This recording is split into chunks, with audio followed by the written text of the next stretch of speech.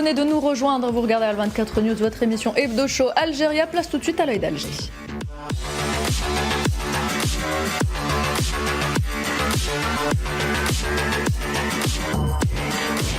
Depuis une semaine, les yeux du monde entier sont rivés sur toute la région du Moyen-Orient. Les États-Unis, l'entité sioniste et l'Iran se livrent une guerre sans merci, faisant plusieurs victimes et de nombreux dégâts. Une guerre qui, comme vous avez pu le voir, s'est étendue à toute la région. Et notre chaîne vous propose, vous le savez, tous les jours des éditions spéciales pour suivre l'actualité donc, et le développement de cette guerre. Et ce soir, dans l'œil d'Alger, on a décidé de revenir également sur cette escalade des tensions afin de tenter de comprendre comment une guerre régionale peut devenir un choc systémique pour l'économie et la sécurité mondiale. Et pour ce faire, nous avons le plaisir d'avoir avec nous autour de la table M. Moulad Preur, expert international en questions énergétiques. Bonsoir. Bonsoir. Merci d'avoir accepté notre invitation. Alors, je vais vous poser la première question. On va essayer, Monsieur Preur, si vous le voulez bien, de se projeter un peu et de penser à l'après-guerre, en commençant par un point sur les conséquences géoéconomiques de cette guerre. Votre analyse, si vous voulez bien.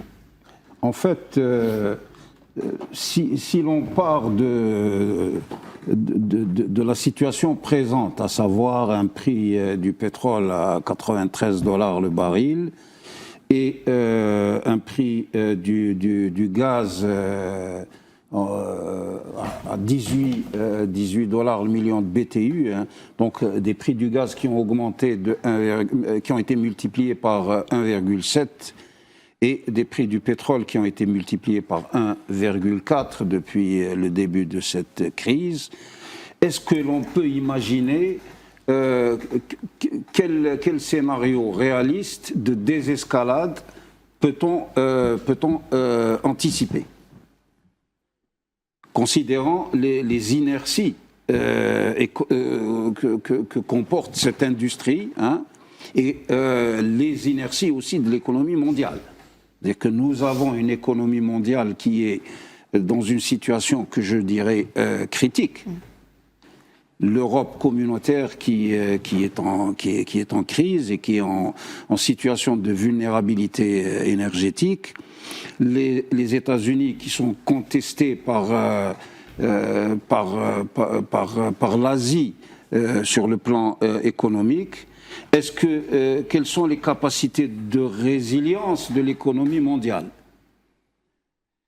Est-ce qu'on peut anticiper une désescalade rapide du conflit et comment cette désescalade va interagir avec les grandes tendances de l'économie mondiale? Moi, je pense que une désescalade est très hypothétique dans la mesure où des installations pétrolières sont touchées. Parce que fermer le détroit d'Ormuz, c'est un cadenas. Vous le fermez aujourd'hui, vous le réouvrez demain. Mais quelle est l'ampleur des dégâts qui a touché les installations gazières qatari, par exemple? On sait que ces usines de liquéfaction, c'est 100 millions de tonnes de liquéfaction. C'est 20% de l'approvisionnement mondial. Ces installations travaillent sous des températures de moins 162 degrés. Et dès lors, à Arjeux, quand on est obligé d'arrêter un train de liquéfaction, les directeurs de nos usines de liquéfaction sont terrifiés. Parce que la température des équipements est là, et ensuite ils ne savent plus comment l'équipement va se comporter quand ils le remettront en marche. Donc la nature des usines de GNL qatari pour moi est un facteur de risque. Dans quelle mesure, à quelle cadence on va les refaire fonctionner, je n'en sais rien. Maintenant, s'il y a une escalade sur le plan géopolitique, si la crise s'intensifie, alors là, si les installations pétrolières sont touchées, ce n'est pas un cadenas qu'on a fermé et qu'on va ouvrir, c'est des effets structurels. Et en fait, la prime de risque géopolitique qui pesait depuis le début de l'année sur le marché, en fait là, elle a explosé avec 93 $ le baril. un pétrole à $150 est tout à fait dans l'ordre des choses si la situation se maintient. Parce que les marchés, leur grande inquiétude, c'est la rupture d'approvisionnement, c'est le risque de rupture d'approvisionnement. On a eu en juin 2025 les missiles qui survolaient le gisement de Ghawar en Arabie Saoudite, le plus grand gisement au monde, le gisement de Bourgan au Koweït, les installations qatari, etc. Mais les prix n'ont pas bougé. Parce que les marchés, c'est pas qu'ils étaient surapprovisionnés comme on veut le dire souvent, mais les marchés n'anticipaient pas raisonnablement une rupture d'approvisionnement. Mais là, les marchés anticipent une rupture d'approvisionnement. Et en fait, le risque potentiel, il est réel. Mais cette perspective de pétrole à $150 le baril, c'est dans 2 semaines, 3 semaines, c'est lointain comme perspective. On est là, c'est la bouteille d'encre. Aucun expert ne peut anticiper les évolutions des choses parce que c'est un enchaînement chaotique. Ce que je peux vous dire avec assurance, c'est que c'est un enchaînement chaotique qui peut mener vers un collapsus de l'économie mondiale. Maintenant, sur une échelle, si on touche, parce que c'est une brochette, vous avez Koweït City, vous avez la zone saoudienne, Jubail, Ras Tanura, etc. Et ensuite, vous avez Qatar avec le Northfield, le 51 trillions de mètres cubes de réserve de gaz. Et ensuite, vous avez Abu Dhabi et les Émirats. Et ensuite, vous avez Oman. C'est l'Irak. Hein? Et l'Irak que je n'ai pas mentionné. Oui. Donc, mais nous, ils sont tout à fait vulnérables. Et le problème, c'est que s'ils sont touchés, le choc va être structurel. Parce que dire fermer le détroit d'Ormuz, ça ne veut rien dire. Vous pouvez le fermer, vous pouvez l'ouvrir, mais il peut être structurellement fermé. Mais est-ce que justement ce détroit d'Ormuz peut à lui seul impacter le marché pétrolier mondial ? En fait, il impacte à la marge. Dès lors que vous avez 20% du trafic pétrolier mondial et 25% de l'approvisionnement pétrolier mondial, forcément, le marché, à la belle comme dans le monde pétrolier, les statistiques, c'est souvent du mensonge. Hein. Donc on dit 102 millions de barils par jour, le marché est surapprovisionné. S'il était surapprovisionné, il n'aurait pas réagi avec autant de vigueur après les attaques qu'il y a eu. Oui, donc le marché reste tendu. Le marché reste tendu. Maintenant, la conséquence, aucun expert ne peut vous dire avec certitude l'ampleur des conséquences. Ce que je peux vous dire, c'est que ça peut se passer d'ici la fin du premier semestre, mais ça peut se passer le mois qui vient. Maintenant, pour répondre à ta question, Faisal, le problème, c'est que l'économie mondiale ne peut pas supporter un pétrole, selon moi, à $150. À $120, elle étouffe. Parce qu'on n'est pas dans déjà en 2008, c'était la crise. Mais le problème, c'est que les États-Unis, les équilibres extérieurs, les grands équilibres extérieurs des États-Unis sont affaiblis. Hein. Une inflation dans l'énergie, parce que les États-Unis importent le pétrole. Leur pétrole ne marche pas dans leur raffinerie. D'accord? Donc ils exportent le pétrole tahom parce que le pétrole de schiste, c'est un pétrole léger. Donc ils l'exportent et ils importent du pétrole pour alimenter leur raffinerie. Et donc ils sont touchés. Et est-ce qu'on parle de le prix du gallon qui serait multiplié par 6, est-ce que ça pourrait ne pas affecter la paix sociale? C'est une situation extrêmement sensible. Il ne faut pas oublier qu'ils ont accès au pétrole du Venezuela aussi. Oh, c'est un pétrole qui est très lourd. Et il faut 10 ans. D'ailleurs, les compagnies qui ont été approchées pour s'occuper du pétrole du Venezuela, pourtant c'est des chevrons, etc. Et que ça, ils ont dit. C'est pas rentable, effectivement. Moi, j'aimerais juste rebondir sur un point que vous avez évoqué, effectivement, pertinent, à savoir, une des conséquences de cette guerre, c'est l'arrêt de la production de GNL, notamment du Qatar. Du Qatar, oui. Donc, par voie de ricochet, j'ai envie de poser la question suivante. Qu'en est-il du rôle de l'Algérie comme pays pivot, notamment fournisseur alternatif, entre parenthèses, c'est la question que je vous pose, quand on sait qu'il est parmi les 10 premiers producteurs de gaz et que c'est aussi, il a démontré par le passé que c'était un fournisseur fiable en matière d'approvisionnement, notamment pour l'Europe. Donc, qu'en est-il de cette position de l'Algérie aujourd'hui sur cet échiquier sous tension? Bon, d'abord, le Qatar, c'est 10% des approvisionnements européens. OK. Donc l'Europe, elle est amputée de 10% de ses approvisionnements. Plus ce qui se passe avec la Russie. Pardon? Plus ce qui se passe avec la Russie, avec le gaz. Plus déjà l'embargo qui a été fait sur le pétrole et le gaz russe. La crise avec la Russie qui menace de fermer toutes les vannes. Maintenant, la question, l'Algérie est un pays pivot. Et sur le plan gazier, nous avons 2 gazoducs transcontinentaux, nous avons des capacités de liquéfaction, etc. L'Algérie est un pays pivot, est un pays clé. Maintenant, le potentiel de l'Algérie pour résorber le déficit reste insuffisant. Ceci dit, l'Algérie est un fournisseur fiable, y compris durant la décennie noire. Jamais il n'y a eu de rupture d'approvisionnement. On est à peu près à combien de barils par jour? On est à peu près à 960, 970 000. Oui, on est dans ces eaux-là. On ne dépasse pas le million de barils, on est entre 950 et 970 en haute période, c'est ça? Pour le pétrole, oui. Là, est-ce qu'il va y avoir une réévaluation justement de la livraison de barils par rapport à la crise actuelle? Bon, l'Algérie est tenue par les quotas de l'OPEC. De l'OPEC. D'accord. Oui. Donc, elle ne peut pas augmenter sa production si l'OPEC ne décide pas d'une augmentation.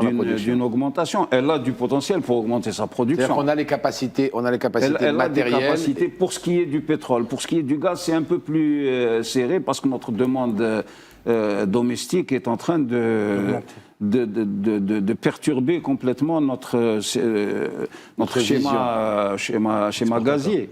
Maintenant, l'Algérie, structurellement, elle possède les 3e réserves mondiales en gaz non conventionnel. Gaz de schiste. D'accord. L'Algérie est un puissant pays gazier. Donc, le pouvoir de négociation de l'Algérie sur le long terme, parce que maintenant, la question qui se pose pour le Moyen-Orient, c'est que le facteur risque est désormais installé, indiscutablement. Donc, l'Algérie doit, le pouvoir de négociation, pour répondre à votre question qui est importante, le pouvoir de négociation de l'Algérie est important, indiscutablement. Maintenant, ça veut dire que toute la question du développement gazier va se reposer sur de nouvelles bases. L'Europe a construit depuis 1995, avec la libéralisation des marchés gaziers, elle a construit un marché déréglementé, libéralisé, orienté sur des logiques de court terme, boursières. Et c'est comme ça que le Qatar a pu s'incruster avec son GNL. Et dans une conférence que je donnais à Paris, je disais aux gaziers, je leur ai dit, nous, attention, je dis, le Qatar, c'est pas le Paris Saint-Germain uniquement. C'est plus compliqué que ça. Je leur ai dit, nous, on a des gazoducs, on peut pas, si on n'est pas content de vous, on ne peut pas changer la direction des gazoducs. J'aurais dit, mais un méthanier, il peut changer de route. Quand il veut. Donc, la position de l'Algérie en tant que fournisseur structurel des marchés gaziers européens, et demain aussi, avec l'énergie verte, fournisseur d'hydrogène et d'électricité verte, parce que nous pouvons construire des centrales hybrides solaire-gaz, puisque nous avons du gaz. Et donc, ils ne dépendront pas de l'intermittence, qui est la faiblesse du solaire. Donc l'Algérie est un puissant appui énergétique. Comme je disais, c'est une pile énergétique à ciel ouvert. Maintenant, notre pouvoir de négociation doit se déployer en partant de ces postulats. D'accord? Ça veut dire, oui, mais vous partagez le risque avec nous. Le risque volume et le risque marché. Vous voulez que moi j'investisse 10 milliards de dollars pour satisfaire vos besoins et ensuite vous me dites le prix il évolue tous les jours, c'est un prix boursier. C'est pas possible. Vous partagez le risque avec moi. Ça veut dire que la seule voie pour partager le risque dans le contexte du marché gazier européen, c'est qu'on permette à Sonatrach d'accéder au client final européen, d'accord?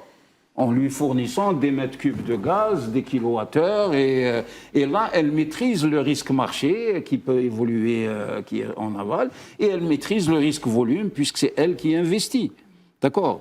Mais l'Algérie doit reformuler complètement sa négociation avec les pays Européens. Parce que qu'on ne me dise pas que le solaire en Europe va remplacer le gaz avant 2050. Maintenant, tous les scénarios sont en train d'être remis. Est-ce qu'on doit renégocier les contrats de long terme? Parce qu'on a des contrats de long terme avec les partenaires européens. Est-ce qu'il faut les revoir? Qu'est-ce qu'il faut faire? Bon, l'industrie gazière européenne a été construite avec l'Algérie. Hein. D'accord, avec l'Algérie. La première usine de liquéfaction au monde, c'était à Arzeux. Donc sur la base de contrats de long terme, de 25 ans, avec clause de take or pay, c'est-à-dire que s'ils ne prennent pas le volume qui a été décidé dans le contrat, ils le payent quand même. Donc ils partagent le risque avec nous. Et si je mets 10 milliards de dollars sur la table, je suis sûr de rentabiliser mes 10 milliards de dollars. Et depuis 1995, il y a un marché spot gazier en Europe. Oui. Et en fait, il est orienté par des logiques boursières de très court terme. Et la théorie économique, quand le court terme coexiste avec le long terme, le court terme oriente le long terme. D'accord? En fait, on est arrivé à facturer des volumes contractuels sur la base des prix spot. D'accord? Millions avec la crise, à 18 dollars le million de BTU. Monsieur Preur, on n'entend pas beaucoup les pays européens, donc grands consommateurs d'énergie et de gaz, au sujet du projet de gazoduc Nigeria-Europe. Est-ce que le contexte actuel va donner, c'est-à-dire il va y avoir un regain d'intérêt pour ce gazoduc, bien sûr, dans sa version qui passe par l'Algérie? Non, dans sa version, la seule qui peut être possible. Il faut pas. Il n'y a pas d'autre version. C'est pas possible, il ne faut pas plaisanter. On est d'accord, on est d'accord.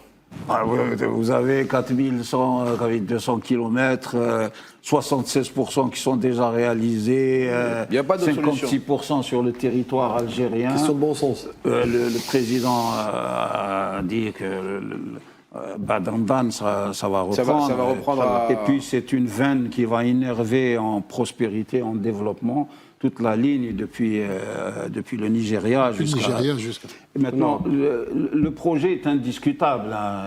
Il n'y a pas, pour moi... Je parle de l'intérêt maintenant des Européens. Maintenant, les Européens ont besoin de gaz. Ils ont besoin de gaz. Ils ont besoin d'un gaz sûr. Ils ont froid. Pour dire les choses, le gazoduc à Nigeria... Algérie, c'est le Nigeria Hassermel. Parce que Hassermel, on a les gazoducs qui vont vers l'Espagne et l'Italie, on a les gazoducs qui vont vers Arzeux et Skikda, et donc Hassermel devient un hub gazier. Et il faut souhaiter que demain, Hassermel soit relié au gisement libyen. Oui. Et la Turquie se bat pour devenir un hub gazier. Alors que nous avons les caractéristiques pour le devenir. Et l'Europe aura encore un besoin important en gaz. Hein. Bon, l'Allemagne, elle a arrêté le nucléaire, elle est passée aux centrales à charbon. Donc il y a un besoin, c'est évident. Et le besoin en énergie pilotable, il est indiscutable. C'est-à-dire que... Quand vous dites que Hasselmel va devenir un hub gazier, ça veut dire que Hasselmel, c'est elle qui va, en quelque sorte, distribuer le gaz à toute l'Europe du Sud, Oui. Et voir l'Europe du Nord s'il y a un bon développement. Voir l'Europe du Nord. Voir l'Europe du Nord. Donc d'après vous, Hassan El Med, le hub qu'on fait, le hub, on va dire dans le domaine aéroportuaire où tous les avions vont dans le monde entier. Tout à fait. Et bien là, ce que vous êtes en train de nous expliquer, c'est qu'à partir de Hassan El Med, on va distribuer l'Italie, l'Espagne, bien évidemment Skikda Arzo qui vont faire eux c'est comme des tentacules, c'est comme une pieuvre avec des mains un peu partout. Et en fait, par rapport à l'Espagne et à l'Italie, pour monter vers l'Europe, en l'occurrence, monter vers l'Europe du Nord, en l'occurrence l'Allemagne, la Belgique et ainsi de suite. C'est-à-dire que vous pouvez vendre du gaz à l'Allemagne En passant par l'Italie, par swap, c'est des volumes, la molécule, la nationalité, on s'en fout. Mais Hassermel, parce que Hassermel, il y a notre... C'est la base, en fait, Hassermel, c'est la base de départ. Il y a le CNDG, notre Centre National de Dispatching du Gaz, c'est déjà un hub national. Très bien. Et il a tous les traits pour être un hub international. Il y a 34 000 milliards de mètres cubes en capacité sur l'Enrico Mattei qui va vers l'Italie. D'accord. Donc on peut aussi augmenter la capacité du Medgaz qui va vers l'Espagne avec des stations de compression, etc.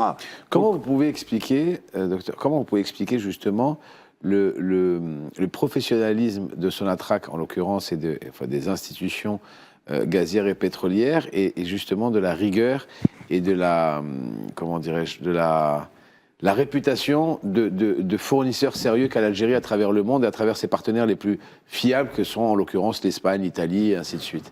Vous savez, moi j'étais fait la stratégie de Sonatrach, fait la décennie noire. D'accord. Les années 90. Là où c'était les pires années C'est justement. les pires années. Et on a continué à rester debout. J'allais de congrès en congrès pour leur dire qu'il n'y a pas de rupture d'approvisionnement. Et ils étaient étonnés, parce qu'à l'époque, on avait 14 000 km de pipeline. Ils disaient, vous gérez 14 000 km? Oui. Vous voyez le gazoduc vers le Nigeria, c'est 4100. On gère, je leur ai dit, vous pensez que Hassermel, c'est sur la côte, c'est au bord de la mer. Et on arrive à sécuriser avec l'armée sans problème. Il n'y a jamais eu de rupture d'approvisionnement, malgré le fait qu'il y a eu des sabotages. À Oued Safsaf, notamment, quelque chose de très sérieux. Il menace, en l'occurrence. Il menace la prise d'otage, il menace. Et il y a ensuite mes fortes terroristes. Oued Safsaf et Sonatrach, elle a des... Elle est toujours restée fidèle et sérieuse. J'ai reçu des journalistes italiens. Le lendemain du sabotage d'Oued Safsaf, la secrétaire du PDG, quand il y a des journalistes italiens qui vous attendent. Je ne sais pas comment ils sont arrivés. Et bon...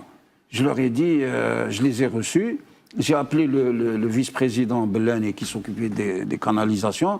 Je lui ai dit, je vais leur dire, on le remet en gaz dans 10 jours. Allez, tu peux leur dire, en une semaine, on le remet en gaz.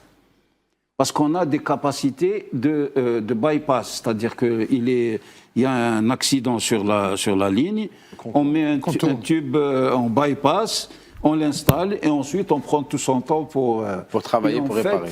On a réussi à le remettre en gaz en moins d'une semaine. Magnifique. Donc, et ça, je le disais dans les congrès où j'allais, je disais, on sait faire, quoi. C'est pas... Voilà, de preuve, on a évoqué le gaz, on a évoqué le pétrole. Comme autre conséquence peut-être du conflit actuel, est-ce qu'on peut parler des pénuries alimentaires? On sait que le Golfe, les pays du Golfe importent 85% de leurs besoins alimentaires. Pourquoi je parlais d'enchaînement chaotique?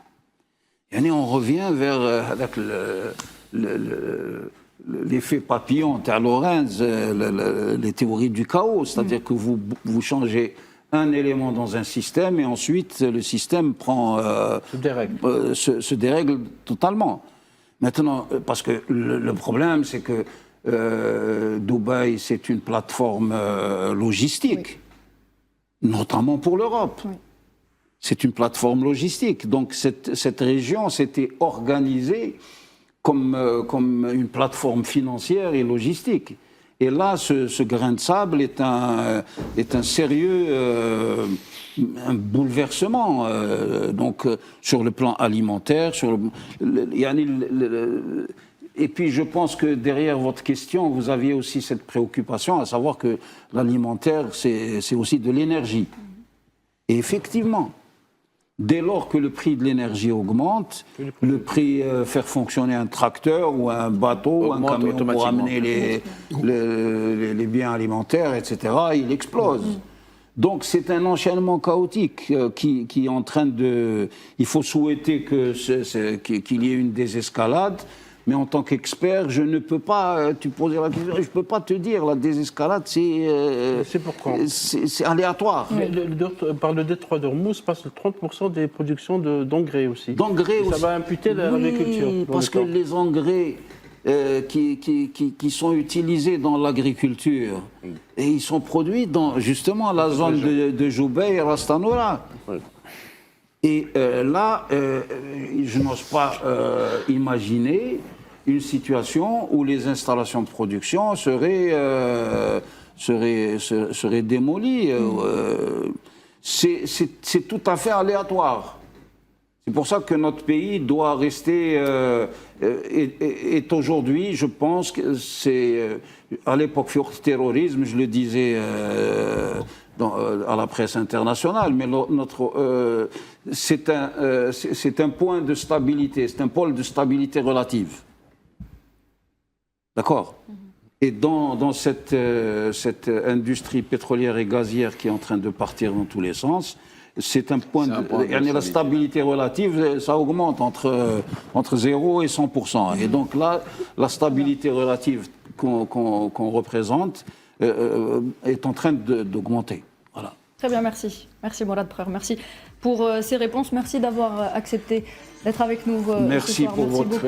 invitation. À très bientôt, j'espère. Merci. Merci à vous.